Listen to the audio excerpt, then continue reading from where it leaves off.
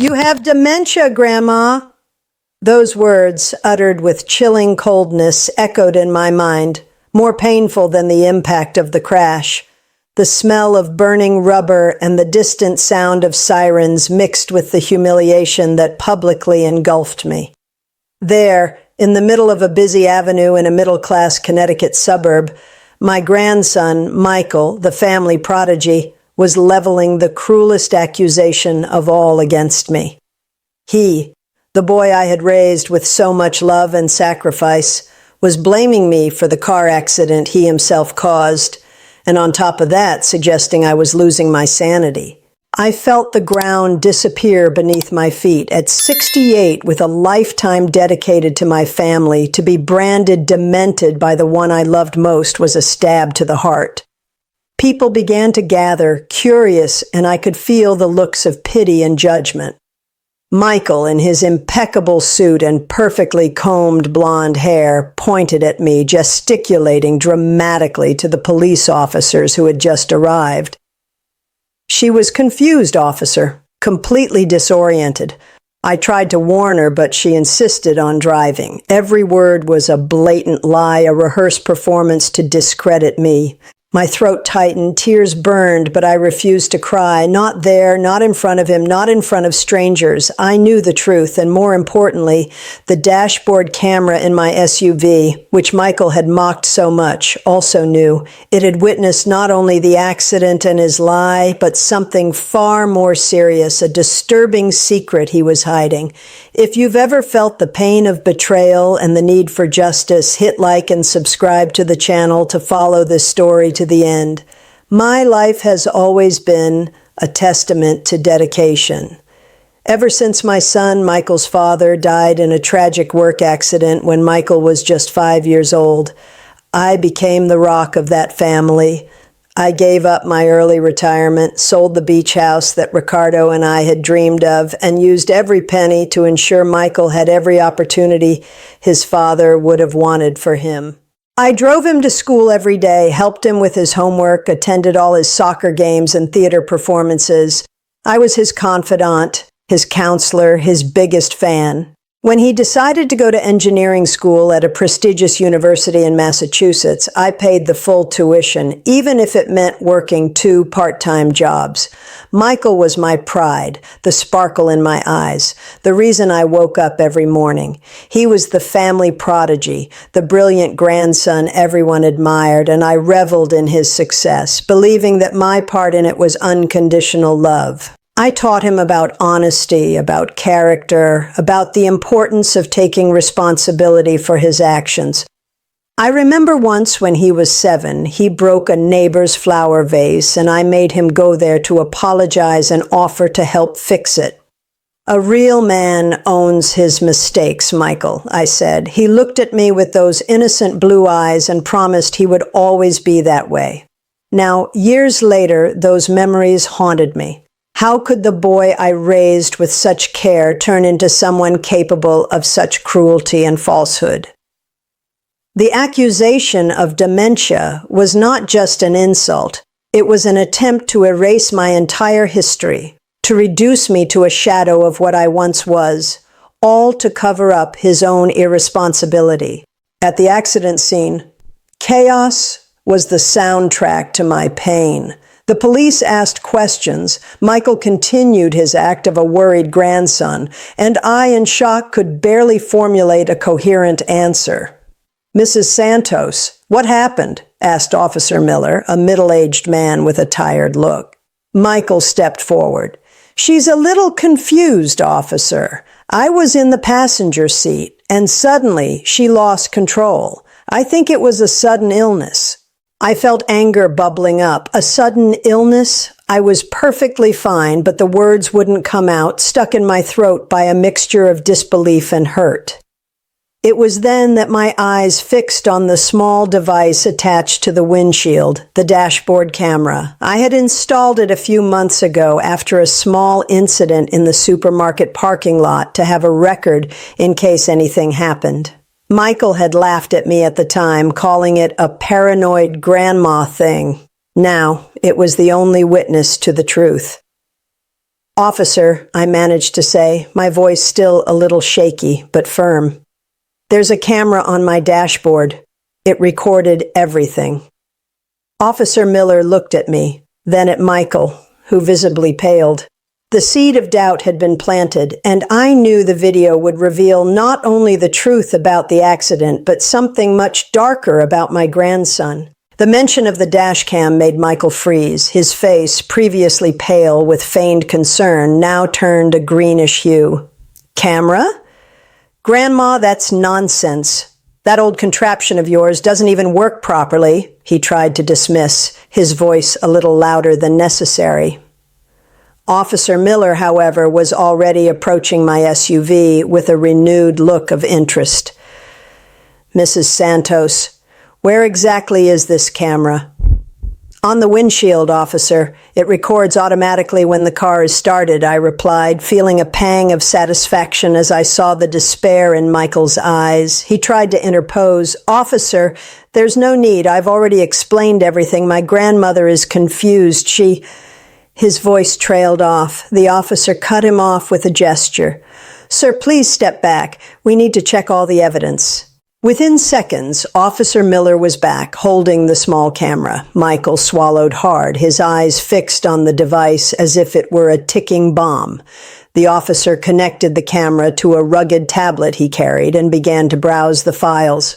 The silence that followed was deafening, broken only by the distant sound of traffic and the hum of the tablet. I could feel the curious glances of the small crowd that had gathered around. Michael, visibly nervous, began to fiddle with his phone, perhaps trying to warn someone, but the officer watched him out of the corner of his eye. The truth was about to be revealed, and I was ready to face the consequences, no matter how painful they might be. The tablet screen lit up and the video began to play. The image showed the interior of my SUV, and there he was, Michael, in the driver's seat, not me. He was laughing, talking on his cell phone, at a speed that clearly exceeded the limit of that residential street in Connecticut. "Relax, Grandma. I'm an ace behind the wheel. No one catches me," he said, as the digital speedometer in the corner of the screen flashed red. I could hear my own voice in the video, a little apprehensive. "Michael, please go slower. I don't want any trouble." He ignored me, turning up the music and looking away from the road to grab something from the back seat. It was at that exact moment that a car coming from a side street appeared. Michael tried to brake sharply, but it was too late. The impact was violent. The sound of twisting metal and shattering glass filled the air. The camera shook, but continued recording. What followed chilled my blood. Michael, dazed, looked at me, who was in the passenger seat, and instead of checking if I was okay, he quickly unbuckled his seatbelt, opened the driver's door, and, in a swift movement, pulled me into the driver's seat, buckling my seatbelt. "Grandma, are you okay? Say you were driving. Say you had a sudden illness," he whispered desperately, his voice full of panic, not concern. The video continued, showing Michael getting out of the car, checking the damage, and then returning to the passenger side, where he began to feign concern while I was still in shock. But what came next was what truly shocked me. As he pretended to help me, the camera caught a quick glimpse of Michael grabbing a small dark bag from under the driver's seat and hastily stuffing it into the backpack he was carrying. The contents of the bag were not visible, but the way he hid it, with a furtive glance and heavy breathing, indicated that it was not something innocent. Officer Miller turned off the tablet. The silence returned, but this time it was heavy, laden with shock and indignation. Michael, who had been watching the screen with wide eyes, paled even further. This is a mistake, officer. This camera is tampered with. My grandmother is confused. His voice failed. Officer Miller stared at him with a look of disappointment. "Mr. Santos, the video is quite clear. You were driving, caused the accident due to recklessness, and tried to incriminate your grandmother. That's perjury, in addition to reckless driving and attempted fraud." The other officers approached, and one of them began to read Michael his rights. He tried to resist. "You can't do this." I'm Michael Santos. My father is a renowned lawyer. My grandmother has dementia. She doesn't know what she's saying." His words were desperate but empty. The crowd, which had previously looked at him with pity, now stared at him with contempt. I, on the other hand, felt a wave of contradictory emotions, relief at having the truth revealed, but a deep sadness at seeing the man Michael had become. That glimpse of the dark bag, hidden so hastily, hammered in my mind. It wasn't just about the accident. There was something more, something Michael was desperately trying to hide.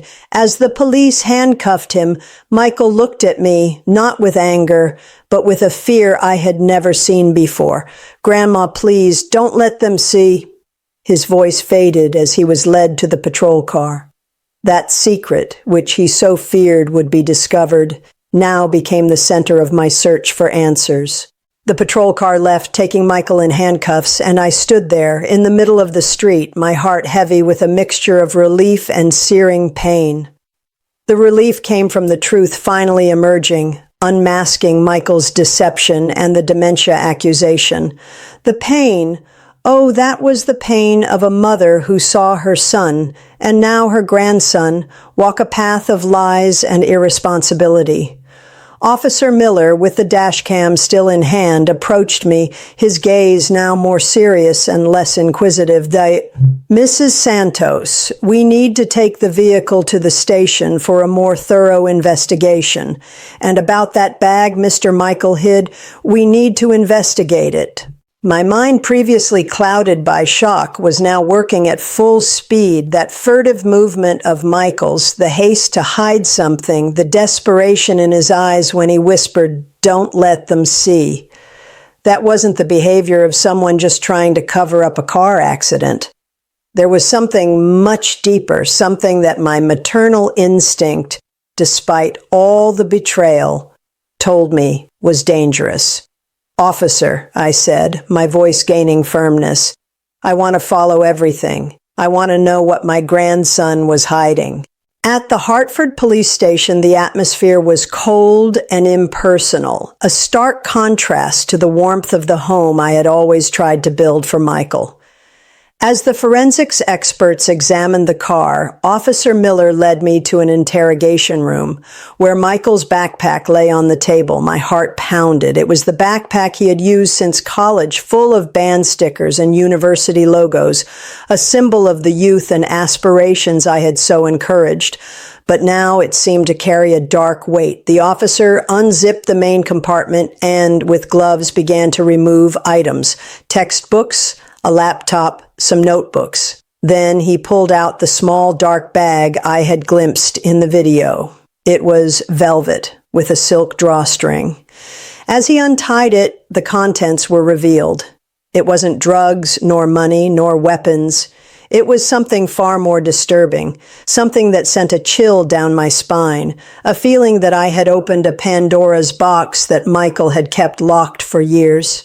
What was there wasn't illegal in the traditional sense, but it was the key to a secret that would unveil my grandson's true face and lead me to a portal to the unimaginable.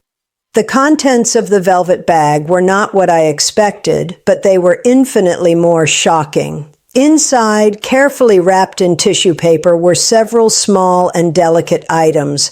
A lock of blonde child's hair, a tiny baby tooth, a piece of embroidered fabric with the name Lily, and most disturbing of all, a series of photographs. They weren't photos of Michael, nor of our family. They were photos of a girl, approximately 5 or 6 years old, in different settings, playing in a park, smiling on a swing, sleeping in a bed. In all the photos, the girl's face was partially obscured or cropped as if Michael had tried to hide her identity. But her eyes, large and blue, were unmistakable. They were Michael's eyes. Officer Miller, who had maintained a professional demeanor until then, paled at the sight of the photos. "Mrs. Santos, does Mr. Michael have children?" The question hit me like a lightning bolt. Children? Michael had never mentioned having a child, much less a daughter. He had always been so focused on his career, on his studies.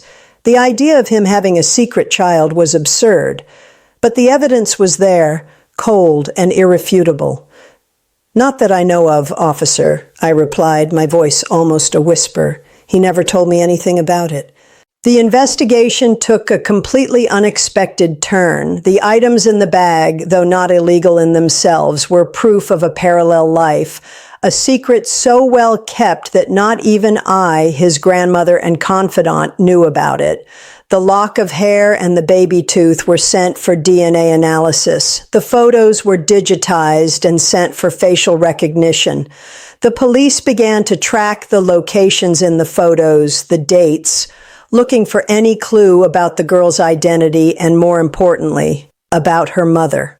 That car accident which Michael tried to use to humiliate me and cover up his irresponsibility had become the catalyst for the discovery of a family secret that chilled everyone's blood. The family prodigy, the brilliant grandson, was involved in something much more complex and dark than any of us could have imagined. And I, Helena, the grandmother he accused of dementia, was about to uncover the most disturbing truth of my life. The days that followed were torture. The wait for the DNA results and the police investigation was excruciating. I could barely sleep. The images of that girl with Michael's eyes haunted me. Who was she? Where was she? And why was Michael keeping her a secret?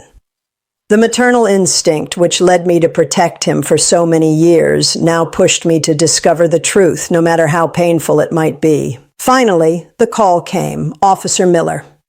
"Mrs. Santos, the DNA results confirm Michael is the biological father of the girl. Her name is Lily, and we found the mother." The officer's voice was laden with a gravity that made me tremble. Lily's mother, Sarah, was a former college classmate of Michael's. They had a brief relationship and Sarah became pregnant. Michael, pressured by his family and the prospect of a brilliant career, convinced Sarah to keep the pregnancy a secret. He helped her financially but kept her at a distance, promising that one day when he was established, he would acknowledge paternity. But that day never came. Sarah, tired of empty promises and a hidden life, had recently threatened to expose Michael publicly if he didn't acknowledge Lily. The velvet bag contained not only the memories of a daughter he kept secret, but also documents Sarah had sent, proof of paternity, and an ultimatum. Michael was on his way to a meeting with Sarah to resolve the situation when the accident happened. The despair in his eyes, the fear of being exposed, it all made sense now. I confronted Michael at the police station. He was distraught, his once arrogant face now marked by shame and fear. "Grandma, I'm so sorry. I didn't want you to find out this way." "Didn't want me to find out? Michael, you hid a daughter from me. You accused me of dementia to cover up your lies. Where is the boy I raised, whom I taught about honesty and character?" My voice was choked but firm. He tried to justify himself. "I was scared, Grandma, scared of disappointing everyone, of ruining my career." Tears streamed down my face, not out of pity for him, but from overwhelming disappointment. Michael faced the legal consequences of his actions, including charges of perjury and attempted fraud. But the biggest consequence was the loss of trust and respect. The family, who once idolized him, now saw him with different eyes. As for me, the demented Helena, I had found a new reason to live. Lily, a granddaughter I didn't even know existed, but who would now become the center of my world. That accident, the public humiliation, Michael's betrayal, it had all opened a portal to the unimaginable, a new family built not on lies and secrets, but on truth, no matter how painful it was. The pain was still there, but now it came with renewed strength and purpose. Life, like truth, always finds a way to flourish, even in the ruins of disappointment. If you were moved by Helena's journey and the unexpected twist, hit like, share this story with anyone who needs a lesson about truth and resilience, and subscribe to the channel for more soul-stirring narratives. What was the most shocking moment for you in this story? Leave your comment below.